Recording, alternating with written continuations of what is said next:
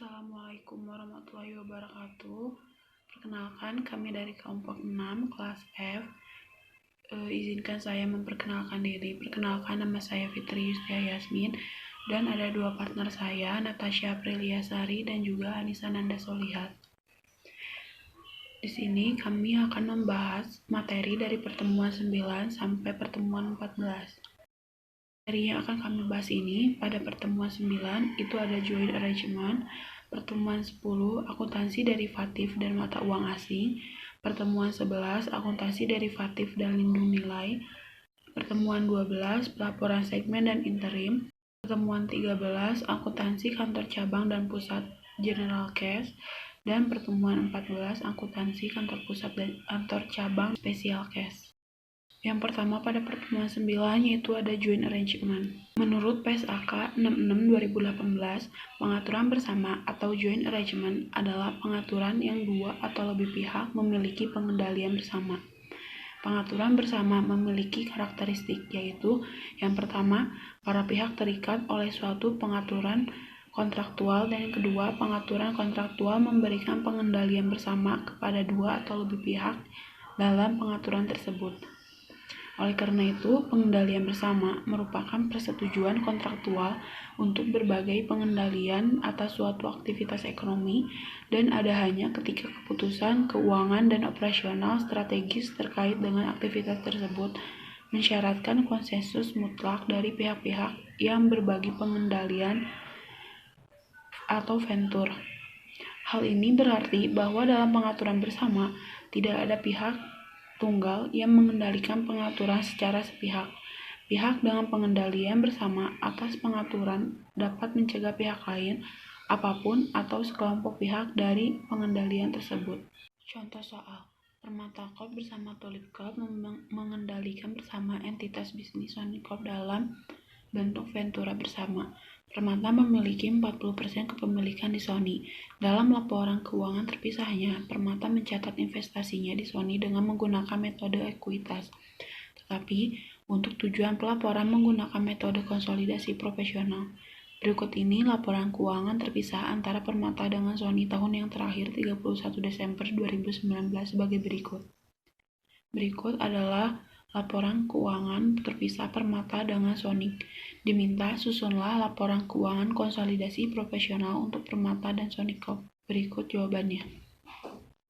Untuk menghasilkan laporan konsolidasi secara profesional, Permata menghilangkan akun modal ventura awal, pendapatan dari Sony, investasi di Sony, serta mengakui pendapatan, beban, aset, dan liabilitas sebesar persentase kepemilikan.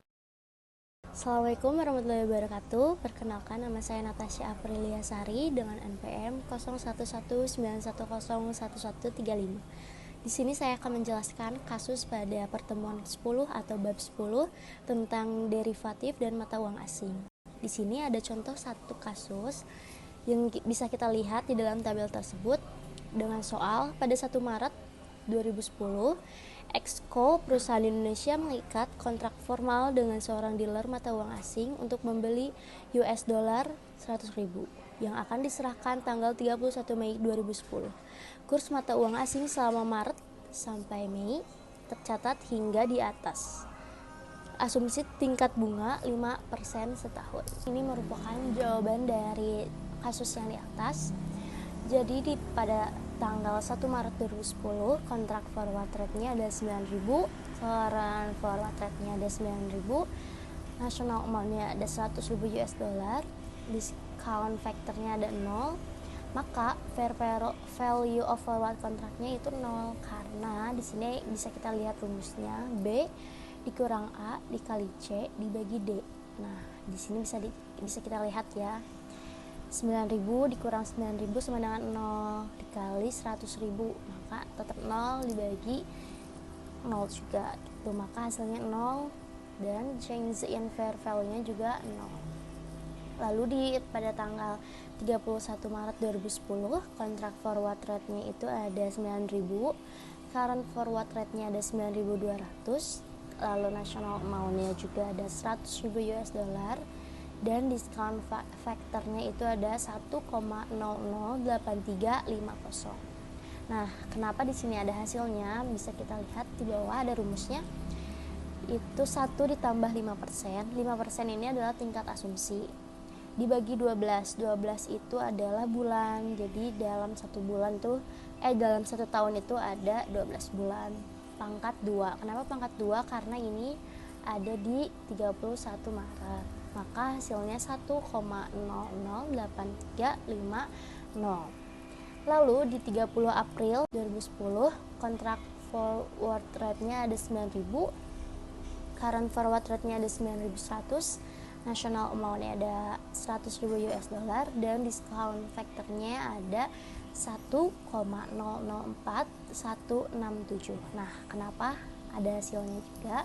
Di sini kita bisa lihat rumusnya 1 ditambah 5% dibagi 12 pangkat 1. Nah, beda kan sama yang di atas. Kenapa ini pangkat 1? Karena ini tinggal sisa 1 bulan lagi, maka pangkatnya hanya 1. Maka itu jadi 1,004167. Nah, hasil dari fair value of forward contract-nya itu ada 9.958.503. Nah, oh ya, kalau yang 31 Maret ini fair value-nya adalah 19.834.383 rupiah. Nah, di 30 April change in value-nya adalah 9.875.880 rupiah. Di 31 Mei 2010 kontrak forward rate-nya itu adalah 9.000, current forward rate-nya ada 9.250, lalu national amount-nya ada 100.000 US dollar, dan discount factor-nya ada 1,0. Nah, fair value of forward contract-nya itu ada 25 juta. Dan change in value-nya itu ada 15 juta 41.497 rupiah. Selanjutnya di sini ada jurnal transaksi net settlement. Nah, pada 1 Maret 2010 tidak ada jurnal karena pada waktu itu kontrak rate dan forward rate sama, sehingga belum ada fair value dari kontrak forward. Nah, terus di tanggal 31 Maret 2010 di debit ada forward kontrak di 19.834.838 rupiah.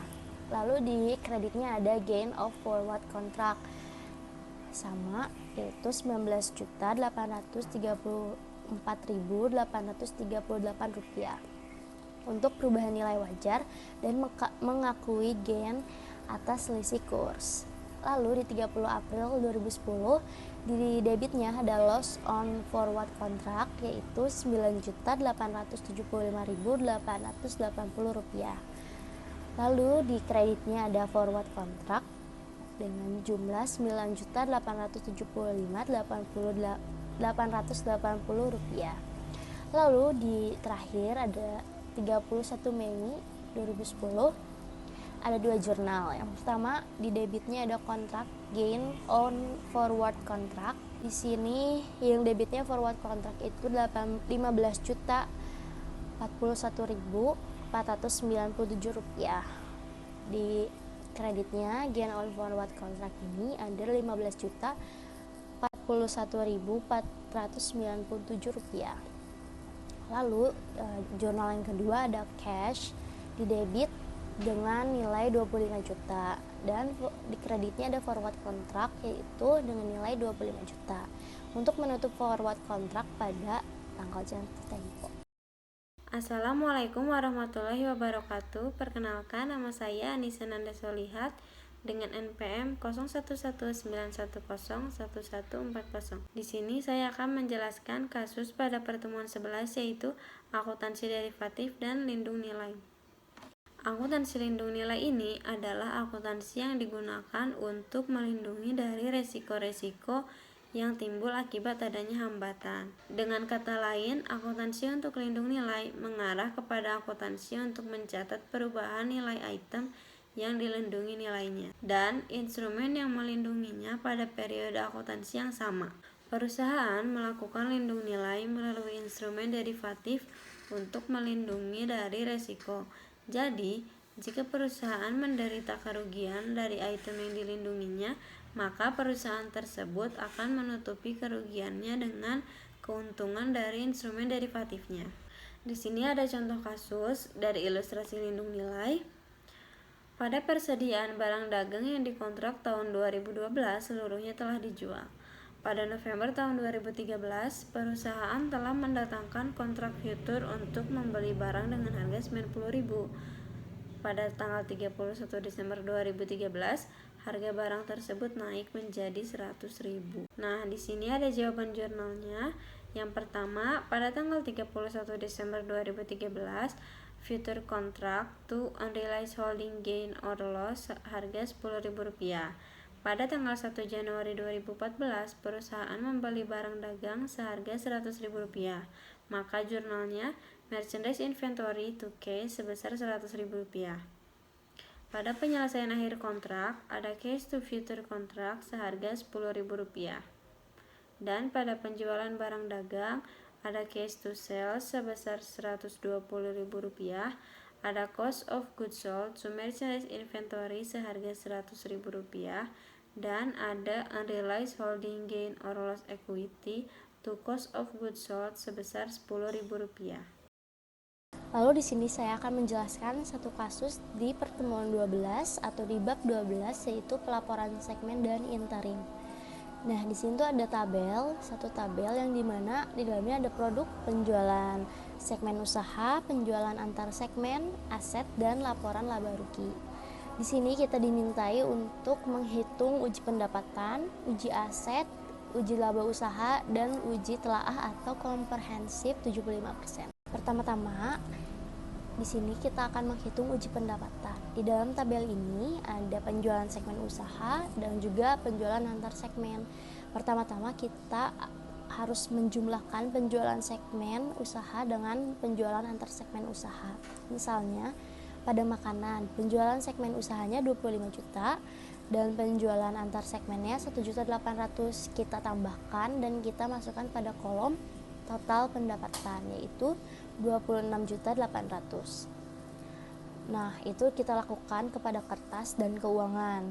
Lalu, setelah semua penjumlahan, kita jumlah total pendapatannya dan mendapatkan hasil 31.050.000. Lalu, total pendapatan ini kita bikin nilai ujinya 10%. Nah, hasilnya itu didapatkan nilai 3.105.000. Nah, dari sini bisa kita lihat dari makanan total pendapatannya itu lebih besar dibanding nilai uji, maka ini perlu dilaporkan. Yang kertas ini total pendapatannya lebih kecil daripada nilai uji, maka ini tidak perlu dilaporkan. Dan yang terakhir adalah keuangan juga lebih kecil daripada nilai uji, itu juga tidak perlu dilaporkan, maka yang masuk kriteria hanya makanan saja. Yang kedua, kita menguji uji aset. Di sini sudah ada tabelnya dengan produk, aset segmen, nilai uji, dan kriterianya. Jadi di sini kita hanya perlu asetnya aja. Nah, dari sini kita lihat total aset segmennya berapa, lalu kita nilai uji dengan 10%. Berarti itu terdapat 3.300.000. Nah, pada makanan dia memenuhi kriteria, berarti perlu dilaporkan. Kertas juga lebih besar daripada nilai uji, berarti perlu dilaporkan juga. Dan keuangan juga lebih besar daripada nilai uji, itu perlu dilaporkan juga. Maka dari sini bisa kita lihat yang masuk kriteria adalah makanan, kertas, dan keuangan. Selanjutnya kita akan menghitung uji laba usaha. Di sini sudah terdapat tabel yang ada produk, laba usaha atau laba rugi, nilai uji, dan kriteria. Di sini kita bisa lihat total dari laba usaha ini kita nilai uji 10%, maka nilai ujinya itu 1.020.000. Nah, makanan ini dia lebih besar dibanding nilai ujinya, maka dia perlu dilaporkan. Lalu kertas dia lebih kecil daripada nilai ujinya, maka dia tidak perlu dilaporkan. Dan yang ketiga, keuangan dia juga lebih kecil, maka dia tidak perlu dilaporkan. Nah, dari sini bisa kita simpulkan bahwa yang masuk kriteria adalah makanan saja. Yang terakhir adalah uji telaah atau komprehensif 75%, yang dimana di sini tabelnya sama kayak tabel pendapatan ya. Cuman yang bedanya di sini nilai ujinya 75% dan total pendapatannya kita ambil dari penjualan segmen usaha aja. Jadi di sini sudah kita dapatkan total pendapatannya itu 26.750. Nah, kita nilai uji itu 75%, jadi 26.750 kali 75%. Nah, kita dapatkan 20.062.500. Nah, di sini kita bisa lihat bahwa makanan itu dia lebih besar dari nilai uji, maka dia perlu dilaporkan. Terus yang kertas dia lebih kecil dari nilai uji, dia tidak perlu dilaporkan. Dan yang terakhir keuangan, dia juga lebih kecil dari nilai uji, maka dia tidak perlu dilaporkan. Nah, dari sini, dari tabel ini bisa kita simpulkan yang masuk kriteria hanya makanan saja. Selanjutnya, saya akan menjelaskan kasus pada pertemuan 13, yaitu akuntansi kantor pusat dan kantor cabang in general case. Jadi, akuntansi kantor pusat dan kantor cabang ini dibagi menjadi dua, ada general case dan special case. Nah, untuk yang general case di sini dilihat sudah ada contoh kasusnya dari PT Ajinomoto. Ini tuh ada rekening kantor cabang dan rekening kantor pusat. Bisa dilihat ya. Nah, di sini diminta menyusun tabel selisih perbedaan antara pembukuan kantor pusat dan cabang, menyusun jurnal penyesuaian untuk selisih tersebut, dan menyusun kertas kerja antara pembukuan kantor pusat dan cabang. Ini jawabannya kan jadi ada 3 tahap. Pada tahap yang ke-1 yaitu tabel selisih perbedaan. Di sini ada saldo kas. Saldo kas itu dilihat dari saldo awal untuk kantor cabang dan kantor pusat. Sisanya kalian bisa nyamain jumlahnya dengan nama akun yang ada di rekening kantor pusat dan kantor cabang yang ada di slide sebelumnya. Maka hasil yang didapat adalah seperti ini. Pada tahap kedua yaitu jurnal penyesuaian. Pada kantor pusat di sini ada kantor cabang untuk akun receivable seharga 7.500.000. Ini tuh dilihat dari akun yang penagihan akun receivable kantor pusat. Selanjutnya ada retained earning kantor cabang tuh kantor cabang. Ini tuh 900, yaitu dari selisih laba antara kantor cabang dan kantor pusat. Ada kas tuh kantor cabang yaitu senilai 15 juta rupiah. Ini itu didapat dari pengiriman kas kantor pusat. Selanjutnya pada kantor cabang yaitu ada inventory tuh kantor pusat seharga 17.500.000. Bisa dilihat dari akun yang barang kantor pusat ke kantor cabang yang kedua. Selanjutnya ada kantor pusat akun receivable seharga 5 juta. Ini tuh bisa dilihat dari penagihan akun receivable kantor cabang. Maka hasilnya dapat seperti ini. Pada tahap terakhir yaitu ada kertas kerja konsolidasi. Nah, di sini saldo menurut kantor pusat dan kantor cabangnya itu dilihat dari saldo akhir yang ada di rekening soal tadi. Lalu koreksi positifnya tinggal dimasukin aja sesuai dengan angka yang sebelumnya di slide tadi, dan koreksi negatifnya juga sama. Nah, saldo yang benar itu untuk kantor pusat didapatnya dari mana? Didapatnya dari saldo menurut kantor pusat ditambah total koreksi positif dikurang total koreksi negatif. Maka hasilnya 57.600.000. Pada kantor cabang juga sama, yaitu saldo menurut kantor cabang ditambah total koreksi positif dikurang total koreksi negatif. Maka hasilnya 57.600.000 balance.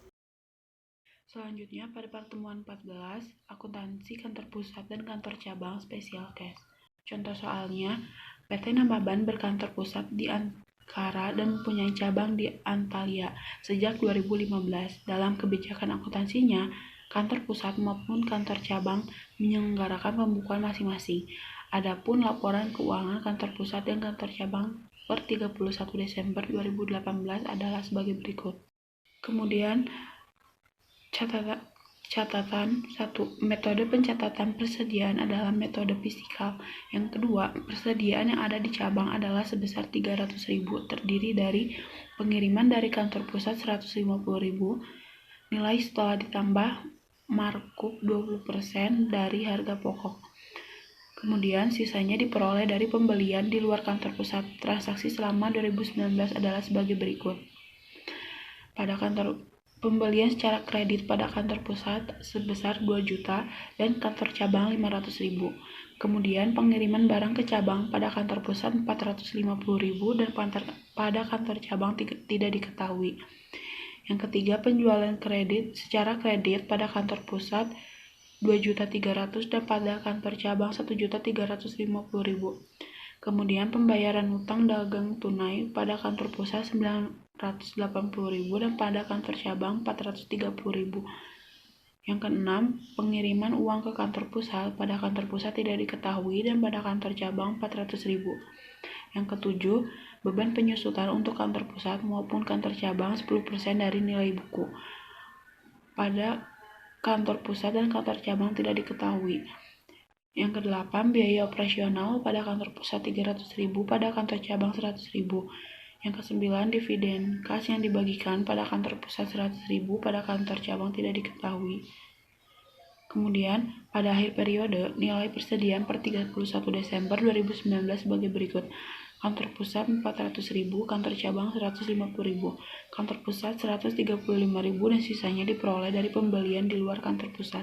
Atas dasar informasi di atas, diminta jurnal seluruh transaksi di atas dalam bentuk jurnal umum untuk tahun 2019 terhadap kantor pusat dan kantor cabang.